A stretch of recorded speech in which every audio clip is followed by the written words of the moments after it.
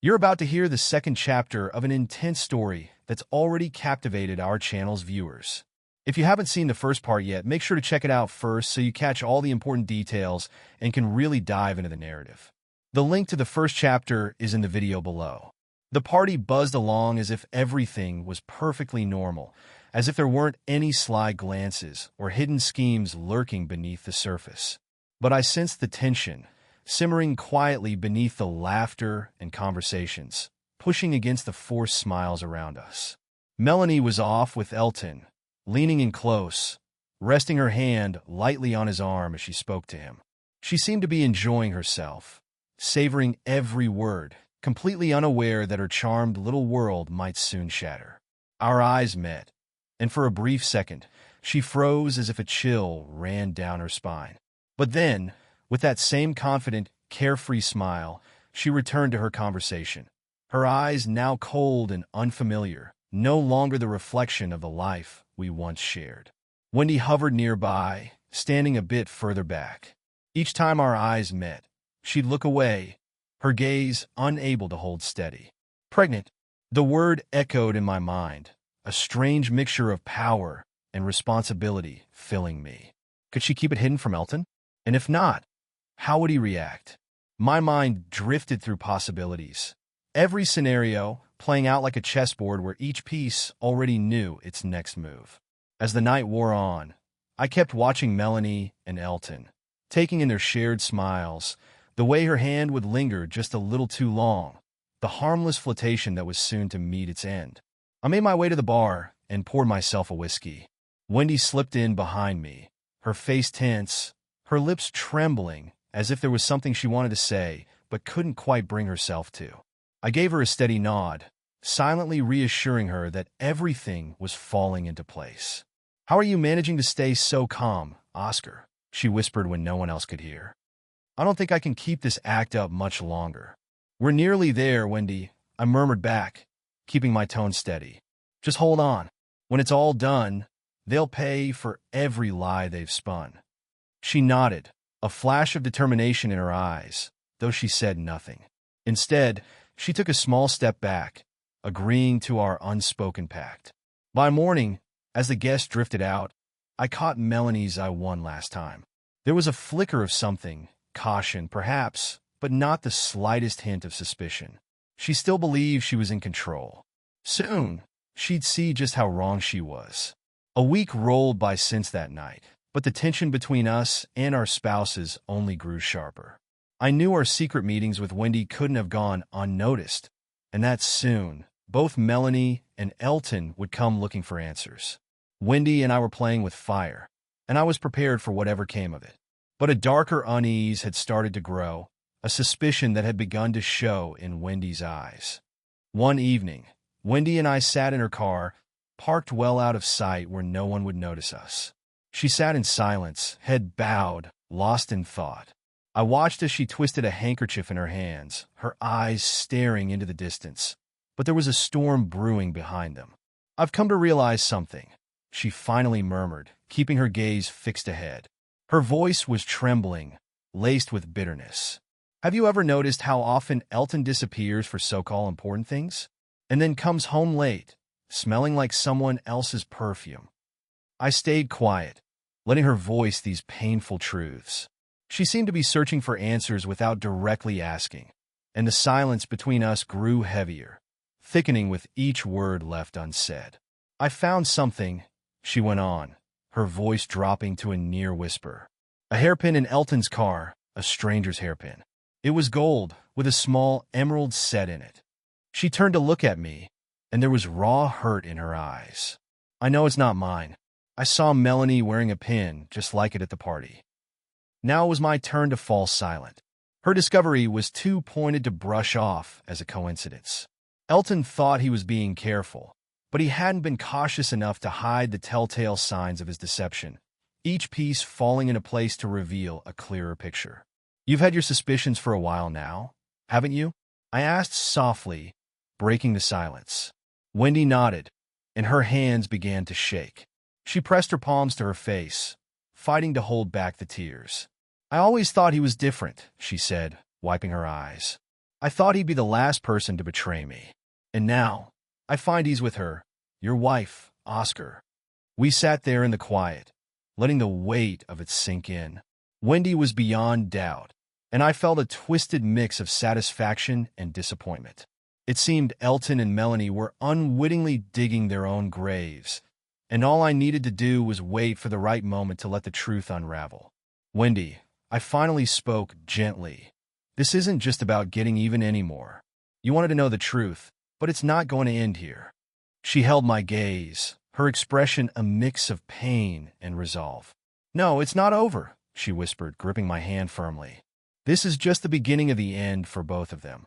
And in that moment, I understood that her words carried more than just the sting of betrayal. They held a fierce desire to watch their world come crashing down. Wendy's pregnancy symptoms hit hard and without warning. At one of our usual morning meetups over coffee at a secluded cafe, she looked pale, clutching her stomach, her hands trembling slightly. At first, she tried to brush it off with a half-hearted joke, insisting it was nothing serious. But her face told a different story. The nausea and fatigue were wearing her down. I can't keep this up much longer, she whispered, her eyes darting nervously around to make sure no one was eavesdropping. I don't know how much longer I can pretend everything's fine. Elton's already starting to get suspicious. Hearing those words stirred a mix of worry and satisfaction in me. Wendy was inching closer to the moment when she'd have to confess the truth to Elton, but we couldn't afford to let that happen too soon. Our plan had to unfold on our terms, not theirs. You've got to hold on, I said, squeezing her hand to steady her. It's almost over. Once it is, then you can tell him everything. But right now, it's just not the time. She nodded, struggling against the nausea, but with a look of fierce determination. This was our shared secret, and she understood exactly what was at stake. Still, keeping up appearances was becoming more of a challenge each day. Elton was picking up on her erratic moods and her growing weakness, and during one of their dinners, his curiosity turned into suspicion. Wendy, what's going on with you lately? You're tense, on edge, and you look sick, he said, giving her a hard look. Is there something you need to tell me? She looked away, her stomach churning with both dread and anger. No, it's just a mild cold, she replied curtly, but she knew it wouldn't satisfy him. Then she cut through his suspicions with a question of her own. Elton, care to explain why I found a stranger's hairpin in your car? His face tightened, and for a second, he seemed frozen. Then he tried to laugh it off, as if it were nothing more than a silly misunderstanding. A hairpin? I don't know. Maybe someone left it by accident? Maybe one of my co-workers' wives or sisters dropped it. But Wendy wasn't about to let it go. Her eyes held something fiercer than suspicion. Don't lie to me, Elton. I saw Melanie wearing that exact same hairpin at the party. Gold-plated, a tiny emerald. Those aren't just left lying around. Elton stopped, his expression shifting to something she'd never seen before. He looked like a man caught red-handed, and her heart raced faster as she steeled herself to keep going. When Wendy suggested inviting Melanie and me over to celebrate her and Elton's anniversary, I knew it was no ordinary invitation. There was a strange fire in her eyes, like she was planning to tip over an anthill, expose everything, and watch as Melanie and Elton's world unraveled. I agreed, fully aware that this dinner could be a pivotal moment in the entire plan. The next evening, Melanie and I arrived at their house. Melanie was all smiles, looking relaxed, completely unaware of what was brewing beneath the surface. She always enjoyed these social gatherings, where we could joke around and unwind. And tonight, she seemed especially at ease, blissfully unaware, as if no shadow of suspicion even crossed her mind. Elton kept up his usual friendly act, like he didn't have a clue about my meetings with Wendy or her growing suspicions. We sat down to dinner, just a group of friends, or at least that's how it seemed. Glasses clinked, laughter flowed, and the conversation sounded light, as if we were all there without a care. But the moment the meal ended, Wendy raised her glass for a toast, pausing to look each of us in the eye, lingering just a bit longer on Elton. To the truth, she said, her voice low but steady, as if marking the end of every lie and pretense that had brought us here. Melanie chuckled nervously, trying to keep things casual, and asked with forced lightness, "What truth, Wendy? Did we miss something?" This was my moment. I set my glass down and looked straight at Melanie, each word carefully chosen, each one intended to drive the truth home for her and Elton. "Yes, Melanie, you missed quite a bit," I said with a slight smile, which faded quickly into a stern look. "Like the moment I came home and found you and Elton in our bedroom." In an instant, her face went pale, her smile disappearing as if wiped clean. Elton stiffened beside her, his fists clenching as he tried to process the accusation. They both sat there, frozen, like animals caught with no way to flee. "I thought you hadn't," Melanie stammered, her voice trailing off, but I cut her off sharply. "You thought I hadn't noticed? Or that I wouldn't care? I've seen enough, Melanie. Enough to know our relationship hasn't meant anything to you for a long time. You betrayed me, just as Elton betrayed Wendy." Elton turned to look at Wendy, searching her face for support, maybe hoping to find a hint of forgiveness. But her gaze was filled with nothing but contempt and anger.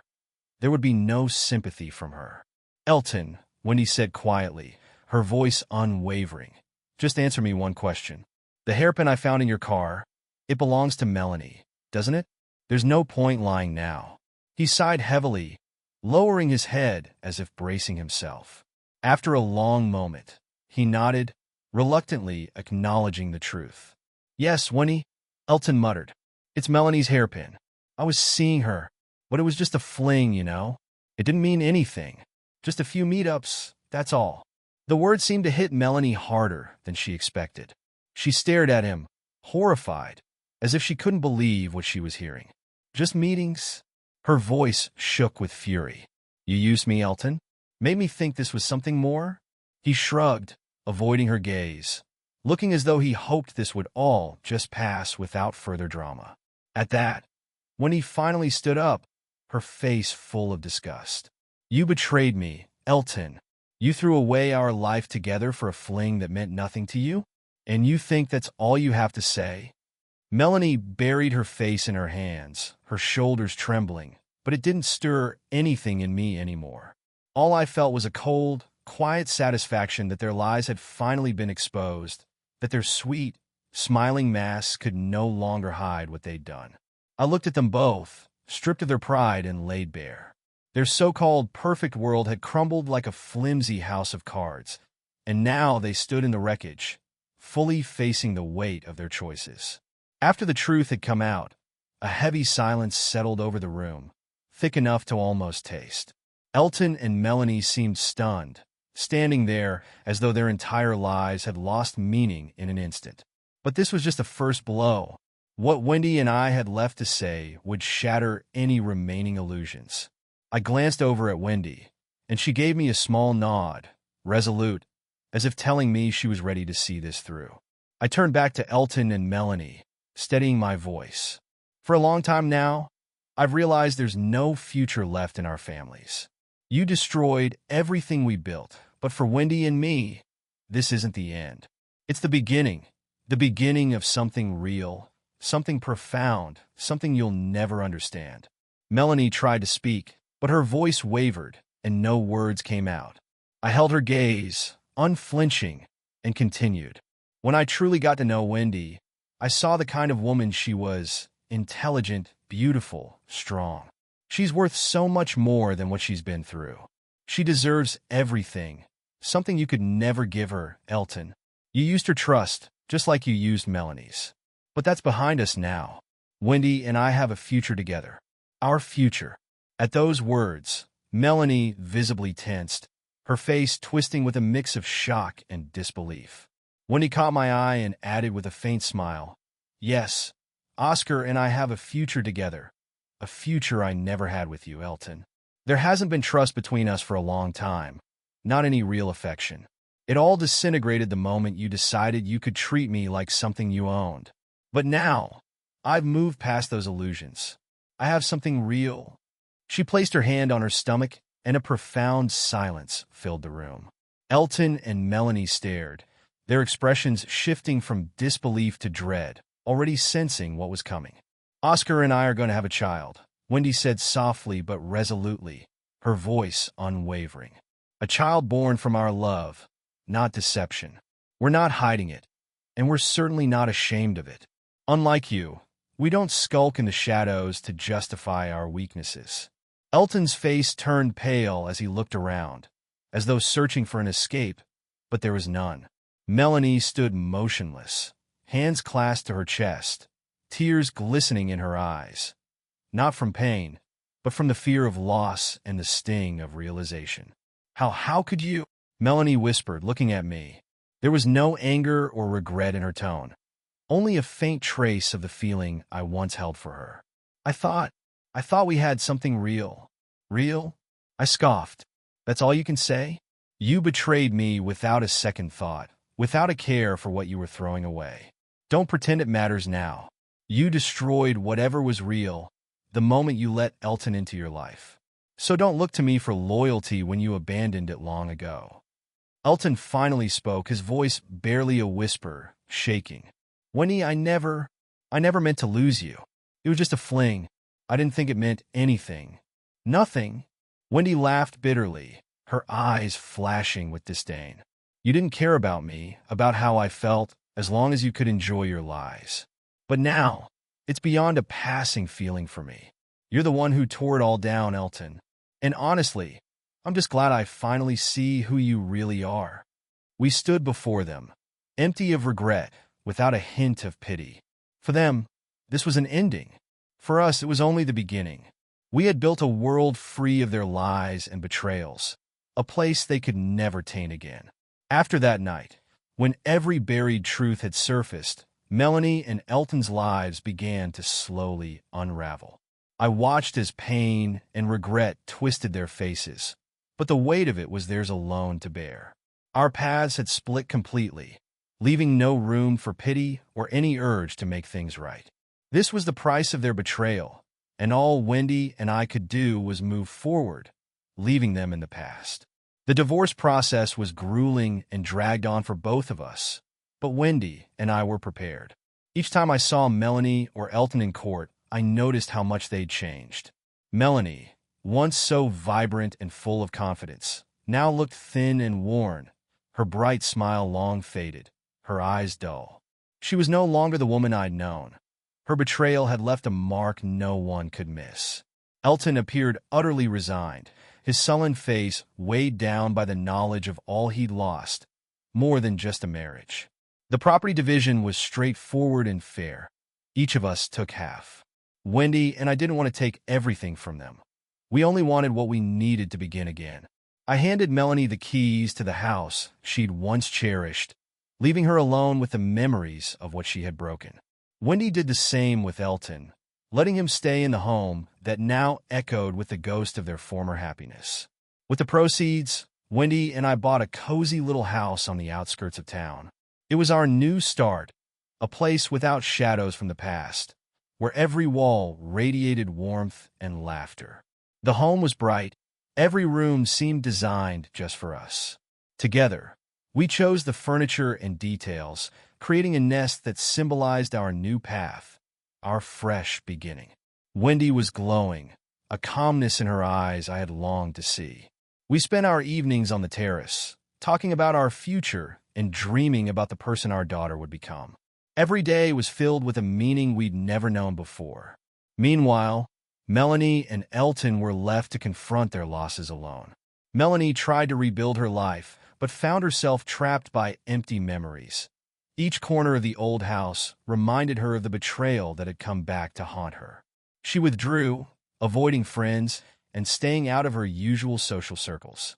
Elton buried himself in work, trying to escape, but his old confidence and ambition were gone. Without Wendy, he seemed lost and hollow, merely watching as she found joy with someone else. Wendy and I, in contrast, treasured every moment together. Our home was filled with laughter, love, and the excitement of new beginnings.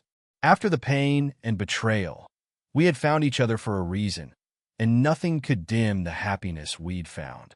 To celebrate our baby's arrival, we held a gender reveal party with our closest friends, filling our home with warmth, laughter, and anticipation. The house was decorated with delicate balloons, and our friends gathered around, waiting for the moment of reveal. Wendy and I held hands, eyes locked on the cake hiding the answer. When we cut it open, the soft pink filling revealed our secret. We were having a girl. Cheers erupted, and Wendy and I were overcome with joy, knowing our lives were about to change in the most beautiful way. After the party, we began setting up our daughter's room with excitement. I painted the walls a soft pastel pink, while Wendy chose the furniture and decorations with care. We picked a classic wooden crib, a tiny dresser for her little clothes, and a rocking chair for those late-night feedings. The shelves were filled with soft toys, and a small musical mobile hung in the corner, ready to lull her to sleep. Every night, Wendy and I would stand in her room, touching each item, imagining the day we'd hear her first laughter here. When the long-awaited day came, and Wendy gave birth to our little girl, my heart was filled with joy and awe. I waited eagerly at the birthing center, flowers in hand, and a special gift I'd prepared, a gold heart pendant engraved with the words, "Beloved Mommy."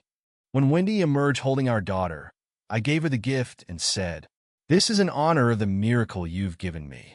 You're my beautiful, cherished wife, and now we have our little princess." Wendy smiled through her tears of happiness, and together, we gently placed our daughter in her carrier, ready to take her home for the first time. Every day with our daughter felt like a new kind of magic. We cared for her with love and tenderness, captivated by each of her little movements and expressions. Most mornings, I'd take her and Wendy for a walk, ensuring our baby was warm and content. We savored the sunny days, watching her peaceful face as we exchanged smiles, realizing that we now had something greater than just love. We had a family. One day, during one of those walks, breathing in the fresh spring air and admiring the blooming greenery around us, we crossed paths with Melanie. She saw us from a distance and froze for a moment, as though uncertain whether to approach. Then, gathering herself, she walked toward us, stopping by our side with a sad, quiet smile. "I see you're happy," she murmured, her gaze drifting down to our daughter, who was sleeping soundly in her stroller. "Oscar, I'm truly sorry for what I did. Cheating on you was the biggest mistake of my life. I lost the one man who truly loved me." Wendy and I exchanged a look, feeling neither anger nor bitterness. It was a moment we'd both known would come eventually, and we understood that forgiveness was part of the new life we were building. "Thank you, Melanie," Wendy replied gently, "and thank you for your wishes. Oscar and I are truly happy now, and we're going to do everything we can to keep it that way." Melanie's eyes glistened with unspoken words, but she left it at that. After a brief goodbye, she turned and walked away, leaving us to continue our walk with our little daughter and the dreams we had for the future. I glanced over at Wendy, who returned my look with a radiant smile. We walked on together, knowing that our future was now ours alone, bound by love and the family we had built. Thank you for visiting our Avocado channel. This is where the darkest secrets of betrayal come to light. Each video unveils a true story of deceit, passion, and heartbreak, revealing the hidden sides of seemingly perfect relationships. From scandalous motel rendezvous to clandestine affairs that shatter lives, our stories expose the raw, unfiltered truth behind the facade of fidelity. Subscribe for more cheating stories.